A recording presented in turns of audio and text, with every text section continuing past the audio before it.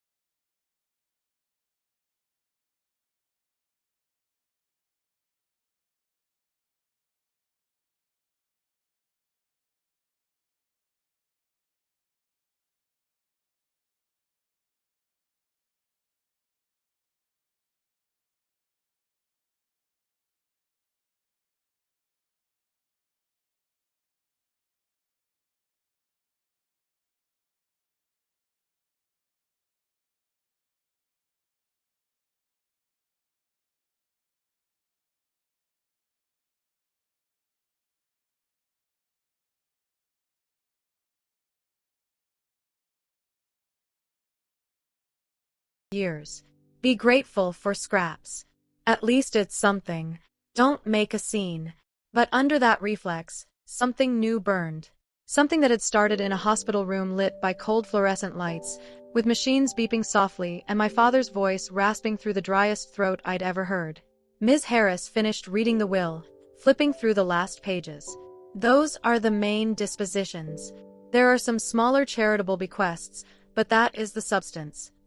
Diane exhaled slowly. Ryan leaned back, stretching his arms like an athlete after a game he'd won by 30 points. So, he said, are we done here? Ms. Harris pursed her lips. We'll need signatures, acknowledgements. Yeah, paperwork, he cut in. We'll sign whatever you need. But we can start the transition, right? Get control of the accounts. My jaw tightened. He was already thinking like he owned everything, like he owned my father's entire life. I stared at the table for a second, at the patterns in the wood, at my own reflection in the glossy surface, small, blurred, disposable. And then my fingers moved. I reached into my purse and wrapped my hand around my phone. My father's voice echoed in my memory, cracked but steady. If they're hearing this, it means the cancer one. So, I need you to make sure my actual wishes are followed. Not just the version Diane and Ryan were comfortable with. I swallowed, my throat suddenly dry. Actually, I said, my voice sounding smaller than I liked, we're not done. All eyes turned to me, like they'd forgotten I was there. Ryan raised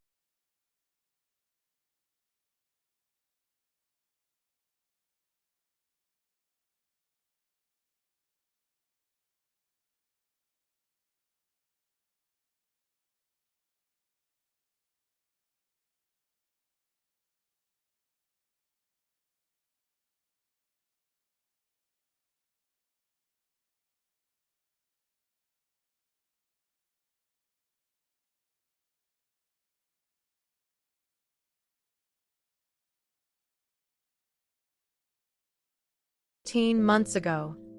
14 months. Before the recurrence. Before the hospital. Before the oxygen tubes and whispered apologies. I nodded slowly. The anger inside me stopped burning and turned cold, focused.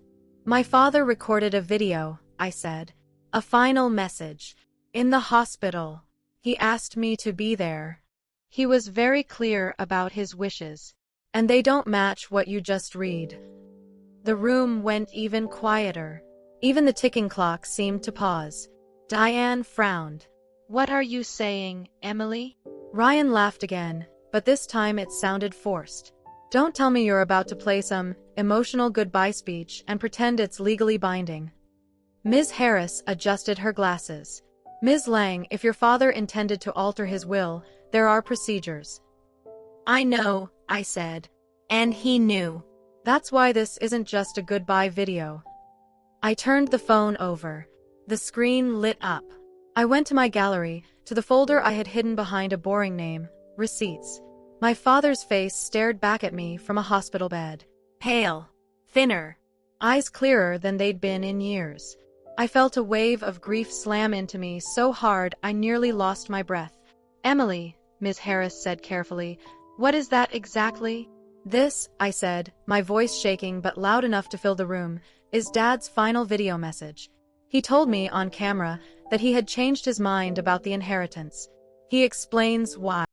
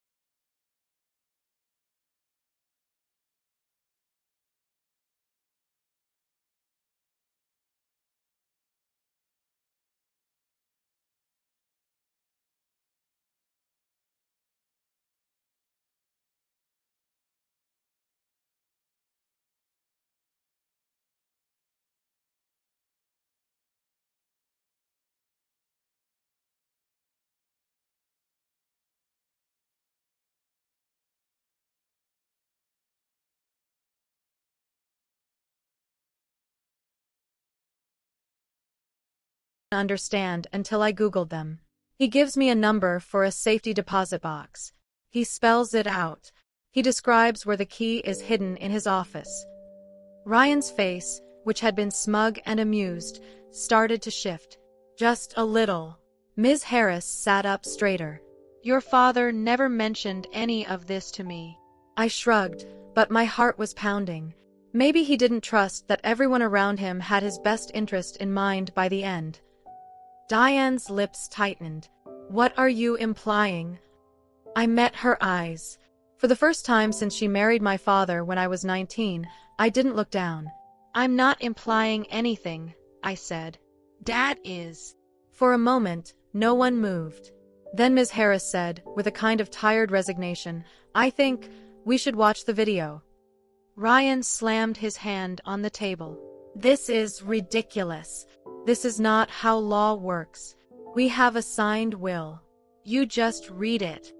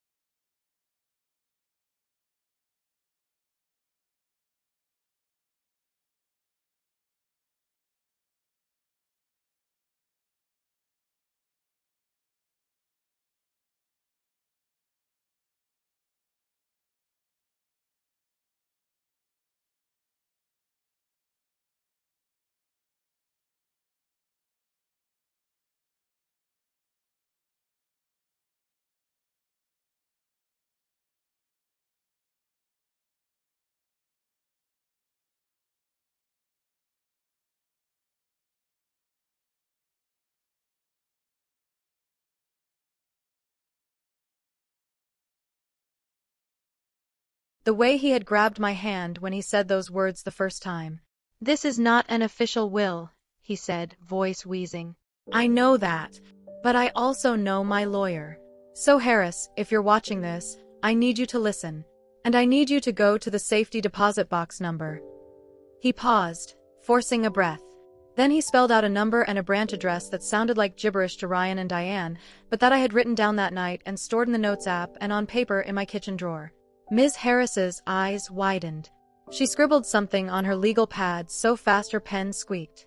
In that box, Dad said, is a document I signed after our last meeting. You'll see the date. You'll see the witness signatures.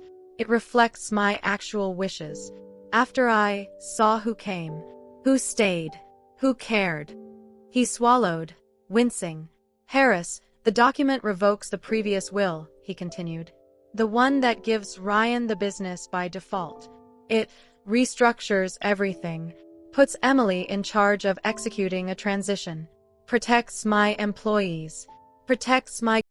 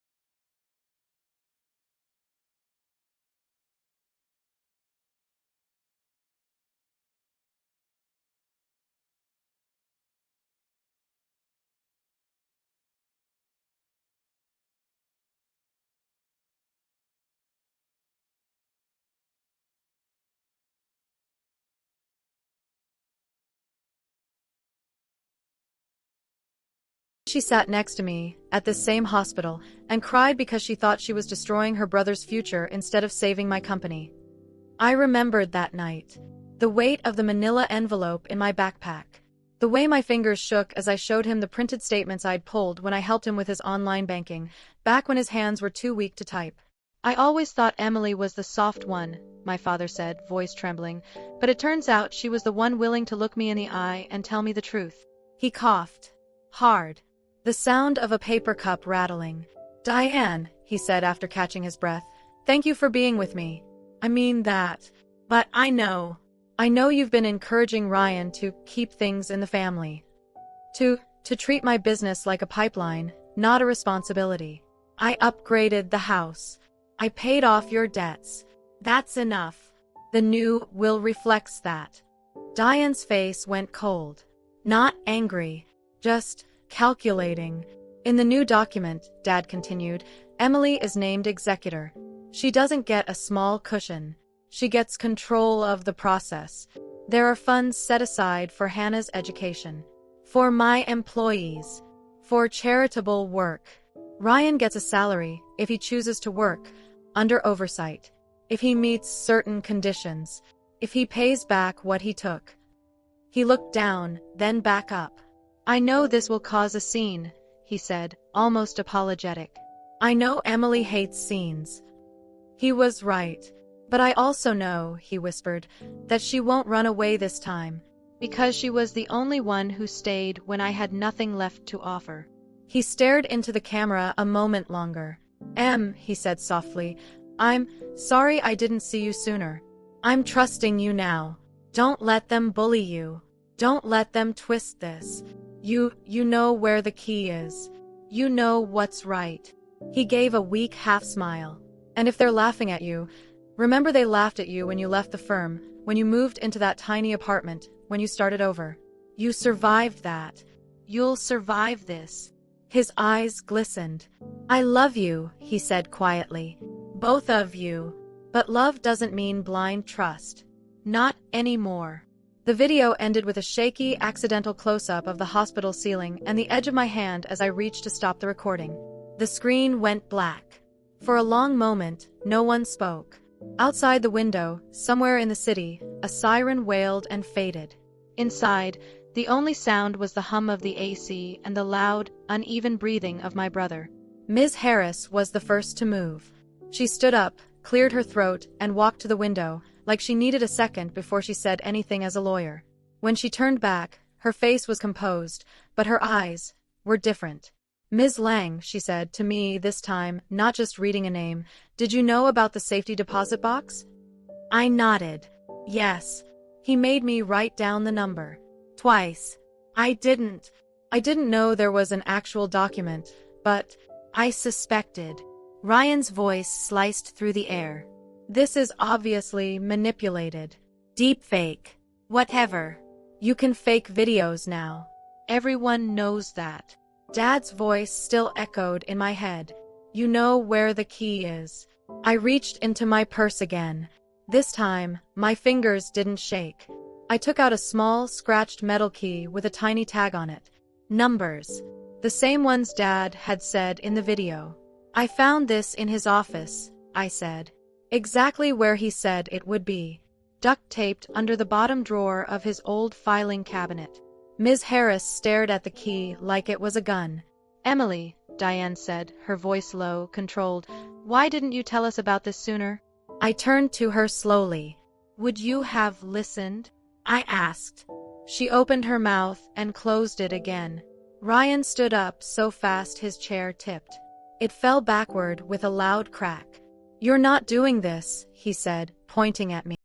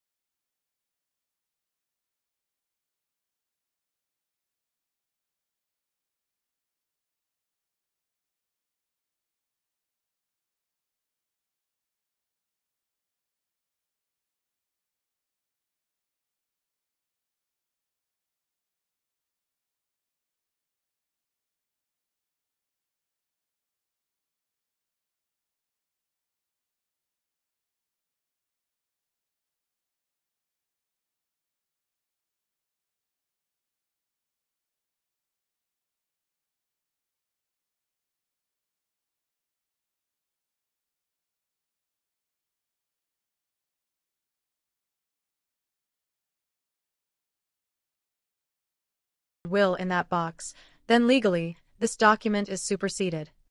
Ryan leaned forward, his voice dripping venom. You'll be hearing from my lawyer. Then I suggest you tell your lawyer about the unauthorized transfers as well, Ms. Harris replied crisply. Because if what's in that video is correct, your position isn't a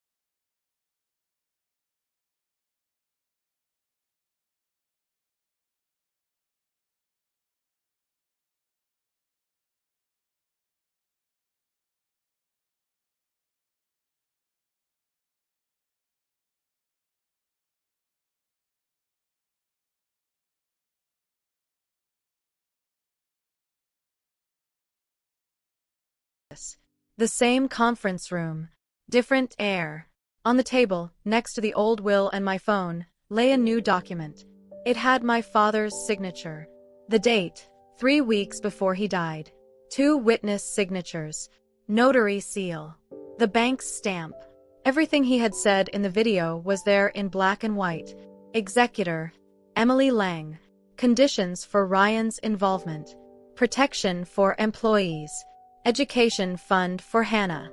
Limited provision for Diane, the house, but not the business, not the accounts. This is valid, Ms. Harris said, her voice firm. There's no legal doubt in my mind. I stared at the pages. Ryan sat across from me, his lawyer next to him. They both looked like they were about to chew glass. This is insane, his lawyer said. He was clearly under extreme medical distress. We can argue capacity, undue influence. Capacity has been documented by his doctors, Ms. Harris cut in. He passed a mental evaluation 2 days before signing. It's all here. You're welcome to challenge it, of course, but I don't recommend it. Ryan looked at me like I was the one who had changed the will. Like I had taken something from him with my bare hands. Why did he trust you? He asked suddenly. The question shocked me.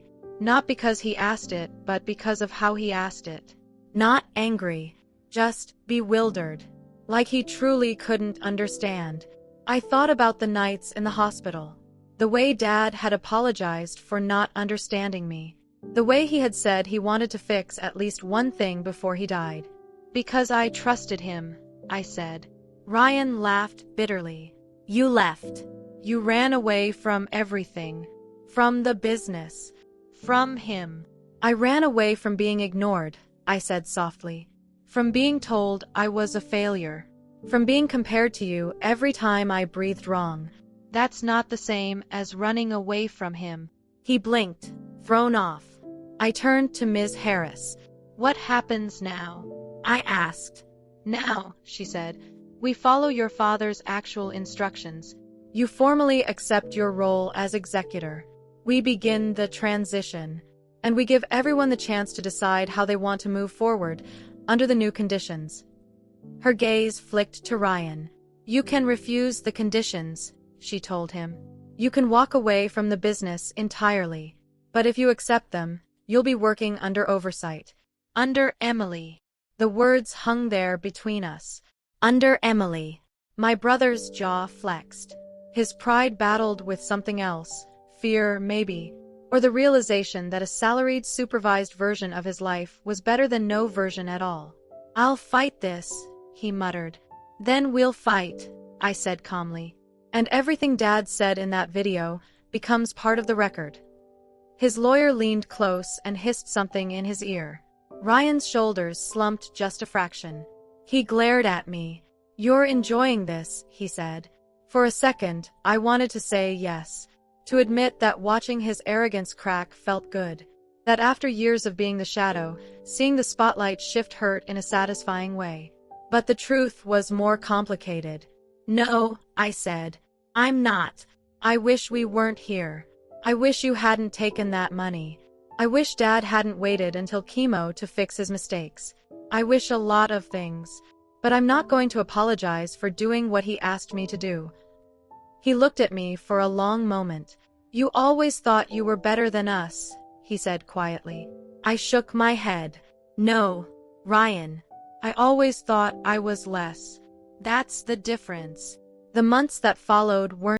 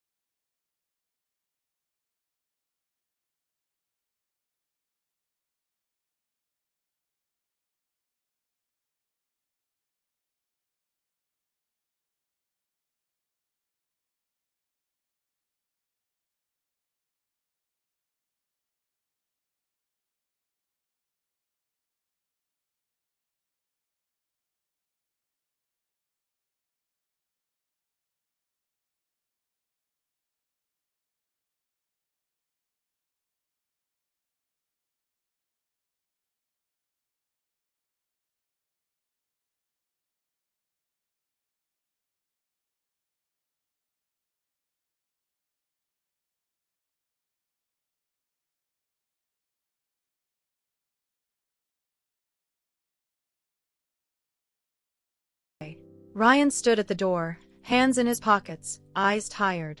You left this, he said, holding up a folder. On my desk. I took it. It's the repayment schedule. For the money you took.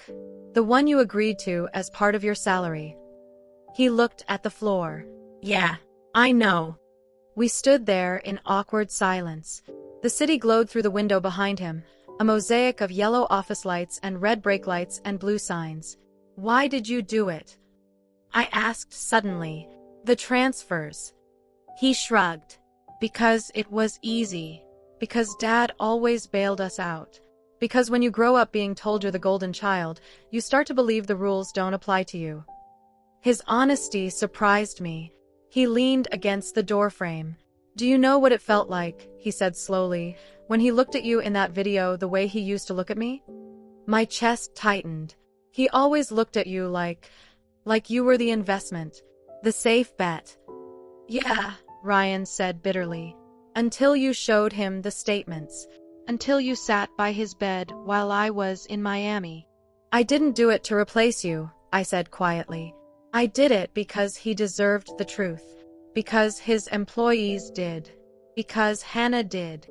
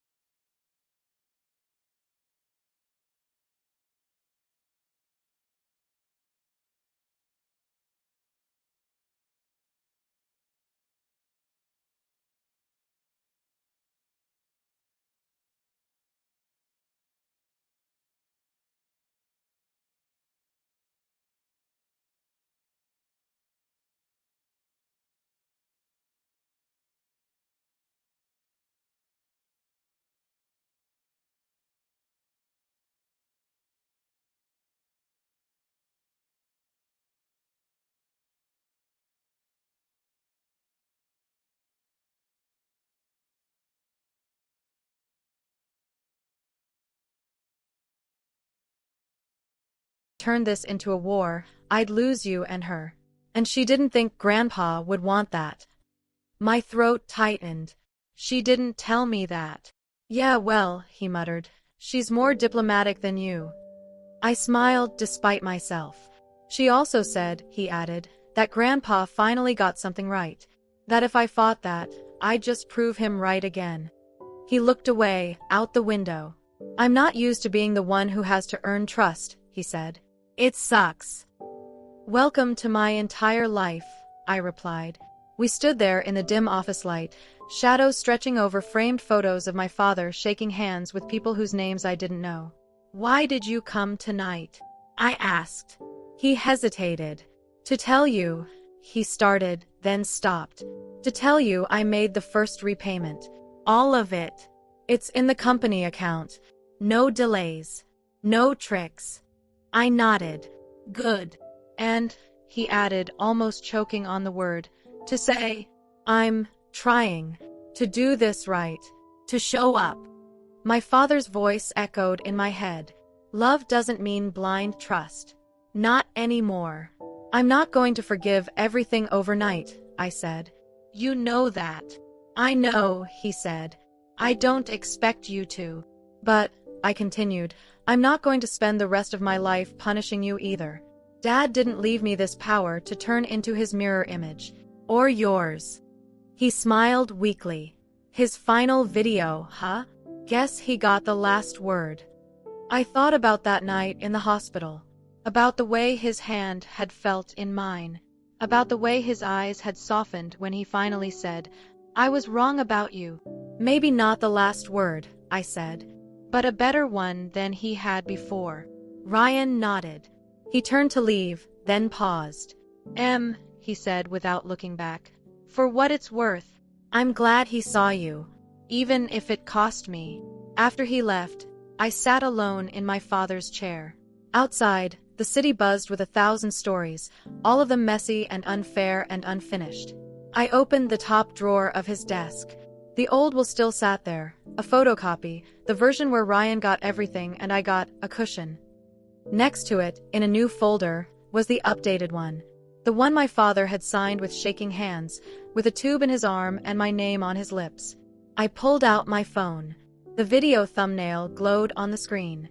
I could have deleted it by then. The legal part was done. The safety deposit box had yielded its proof. Ms. Harris had filed everything.